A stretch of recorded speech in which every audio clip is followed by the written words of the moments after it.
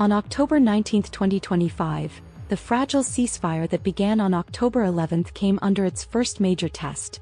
After deadly clashes in southern Gaza, Israel launched airstrikes on Hamas positions in and around Rafah. Israeli military officials say units in Rafah came under direct fire, including rocket-propelled grenades and sniper shots, from militants operating beyond the designated withdrawal line. In response, the IDF says it struck Hamas positions by air. Hamas denies breaking the truce and says it remains committed to the agreement, while accusing Israel of routinely violating the ceasefire. The renewed strikes and clashes have immediate human consequences.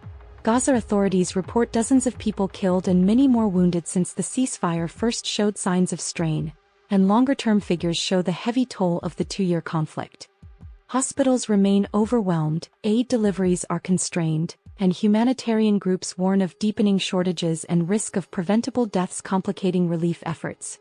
Israel says the Rafah border crossing with Egypt will remain closed until Hamas meets its obligations under the ceasefire, including returning the remains of hostages, a move that critics say further restricts life-saving aid into Gaza. The clashes not only risk unraveling a U.S.-brokered truce, they have provoked international concern. Arab states and regional mediators have publicly criticized the escalation and called for immediate restraint and humanitarian access.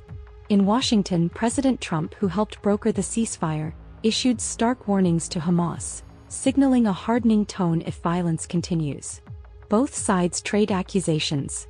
Israel says militant actions justified defensive strikes. Hamas says Israel is the repeat violator. For mediators, the immediate challenge is to prevent the truce from unraveling into a wider military escalation that would further endanger civilians and derail hostage release and diplomatic efforts.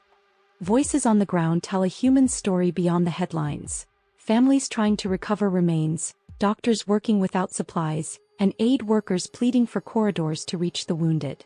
As October 19 becomes another volatile day in an already devastating conflict, the fragile truce faces its first major test.